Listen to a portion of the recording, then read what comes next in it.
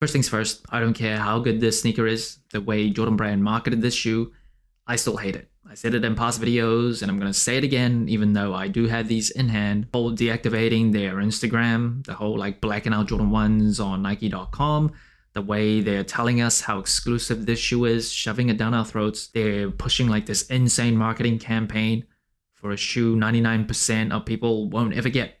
It almost feels like a slap in the face. They're shoving this thing down our throat, and a lot of people will be like, why are they doing this? We will never get this shoe. If they want to make this shoe super exclusive, which they are, just release it exclusively, make it super limited without reinforcing and telling us and reminding us every single day how exclusive it is. Despite the fact that I have this in hand, I do not like how they marketed this shoe. Now with that out of the way, this shoe is definitely a contender for sneaker of the year, but I still hate the price. Air Jordan 1 85, black and red, or bread, or band, or just delicious.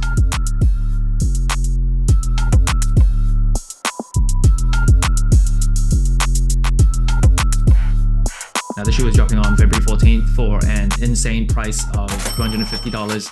Only 23 stores in the US will have this shoe available. It won't be on sneakers. Apparently only 10,000 pairs domestically or maybe worldwide will be available. Of course, this bread colorway, it is an OG colorway. It originally came out in 1985. It's also nicknamed the banned colorway, even though the first shoe that was banned by the NBA, it was the Nike Airships. The Jordan 1s weren't quite ready yet. The NBA said that colorway didn't have at least 51% white, so it went against their rules. Nike was like, we're gonna pay the fine. He's gonna wear the shoe, gonna get this colorway out in front of eyeballs, and the rest is history. But Nike's marketing department obviously conveniently left out the part that the Airships was the first one to be banned. Even in the movie Air with Matt Damon and Ben Affleck, at the end of that movie said the Jordan 1 black and red colorway was the first shoe that was banned by the NBA.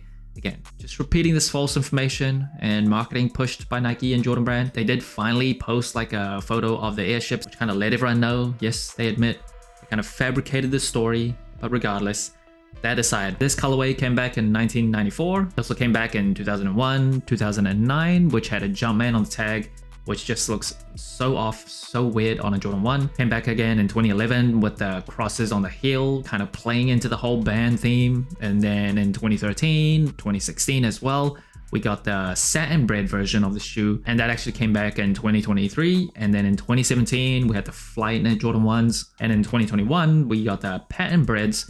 And now this shoe is back in its original form, or as close to the original as possible. First impressions of the shoe. I said this in other videos before the shoe was ever announced. I am a black sneaker lover. The bread colorway, it is my favorite OG colorway of the Jordan 1s. This is delicious. It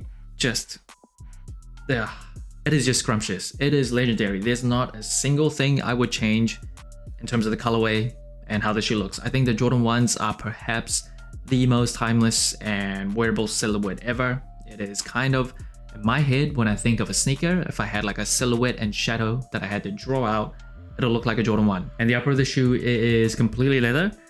Now, the leather quality on these, I will say initially, it is quite stiff. That's the first thing you'll probably notice, and that might put a lot of people off. I think people are kind of accustomed to nice leather being like soft and like just very nice to the touch. And the recent retro, I can't remember which year that was, 2016 maybe, they had like tumbled leather.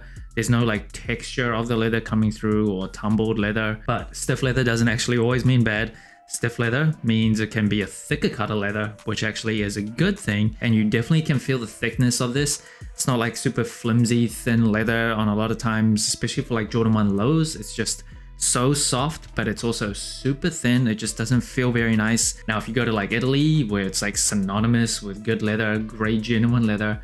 I remember back in 2015 when I visited Italy, there were a lot of vendors and stores, and you talk to any of them and they'll tell you that sometimes really nice genuine leather can come kind of stiff, can feel not as pleasant to the touch as like worn-in leather. So give it patience, wear the shoe in. You definitely prefer like a stiffer, thicker cut of leather than like super thin, flimsy leather. And the swoosh, it is synthetic leather.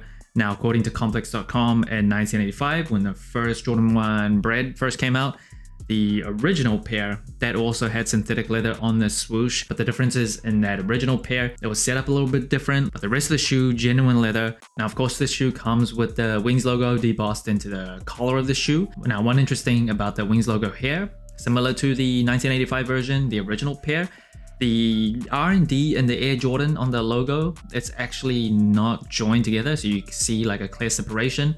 On modern day Jordan 1s, see the R&D actually joined at the end, like at the very bottom.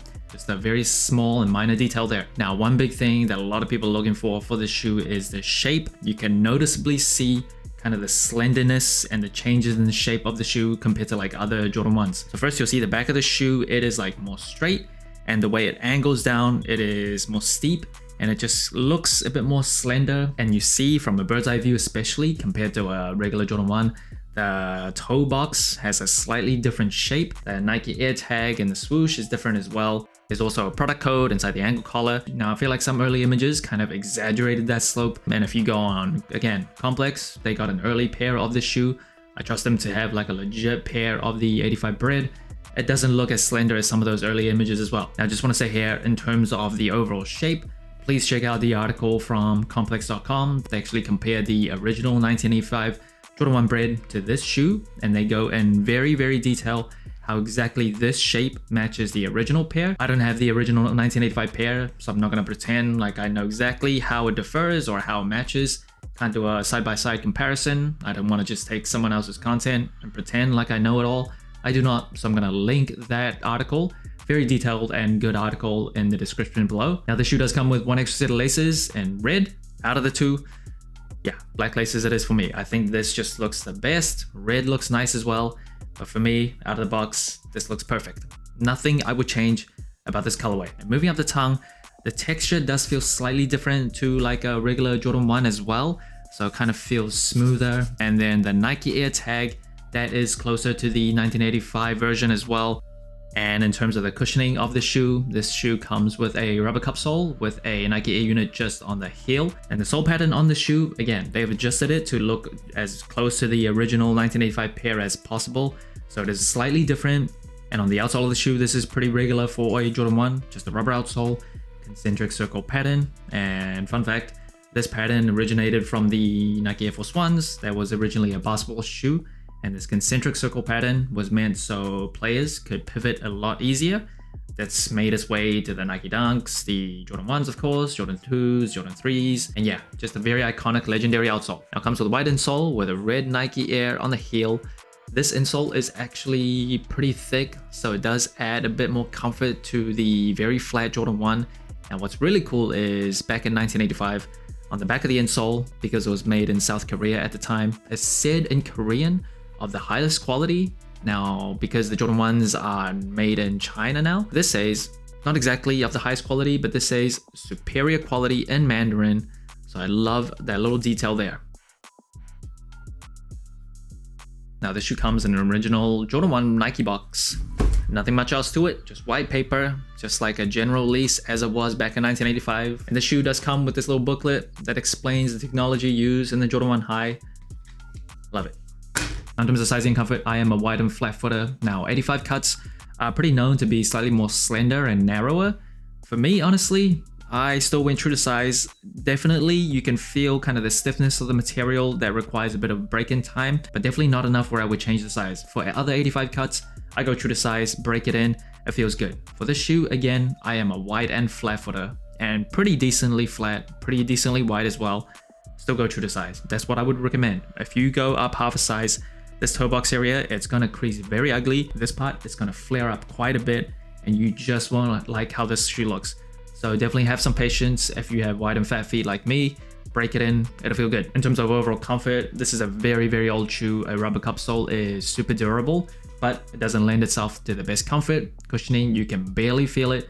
Feels kind of boxy, very flat to the ground, exactly the way Michael Jordan wanted it. So it's not the best if you're just looking for comfort, but if you're spending the money to get this shoe, you're probably not really prioritizing comfort. And that brings the total sole score of the Air Jordan 1 85 Bred to 35 out of 40. A very high score compared to other general releases. First, it is colorway. Like I said, I'm a black sneaker lover. This is my favorite OG Jordan 1 colorway by far. The black toes are nice, Chicago's are nice, but this, it is in a league of its own. I love it. Nothing I would change. And in terms of the materials, I can see if people are expecting like tumbled leather, very smooth and soft. This shoe is not it. It is quite stiff. You do notice it. but the thickness is better than like thin flimsy leather. So that's what I like about this shoe. Have patience, break it in. I won't say it's like the most premium Italian made juicy scrumptious leather. If you've ever been to Italy, which I have, there's a lot of great like leather bags and like leather shoes that they sell there, and you can definitely feel the quality difference. But for Jordan 1, this is nice leather. Is it like $70 nicer compared to like a Jordan 1 general release? I don't think so, but it is what it is. And in terms of the comfort of the shoe, not the most comfortable. The Jordan 1s are decent, I think, for casual use. If you told me I had to walk around like New York City for a whole week in a Jordan 1, I wouldn't love it. I do like the thickness of the padding around the collar here. That feels good around like my legs, around my feet, wraps around pretty nicely. But just under your feet, you got a rubber cup sole with a Nike Air unit just on the heel. Can't expect too much. And in terms of the versatility of the shoe, the Jordan 1 is forever. It is forever. You'll never beat the wearability and the versatility of this silhouette in terms of sneakers and the wearability of this colorway. It is beautiful. Is it as wearable as like a white base sneaker? Probably not, but I think this colorway is just so classic now. You can wear it anywhere, pull it off. I love it. Versatility, 10 out of 10. To say the sneaker industry probably won't look the same if it wasn't for this shoe, I don't think it's hyperbolic. I think it deserves that claim. And there is not many sneakers in the history of shoes that really is as significant as this colorway, as this shoe. There's nice shoes, good shoes, great shoes, and then there's classic and legendary. And this is definitely one of them. So that's it. Thanks for watching. So inclined. Let me know what you think of the Air Jordan 1 85 bread or band or black and red. Like, subscribe, comment, all the good stuff. And remember, tomorrow may never come, so wear your shoes.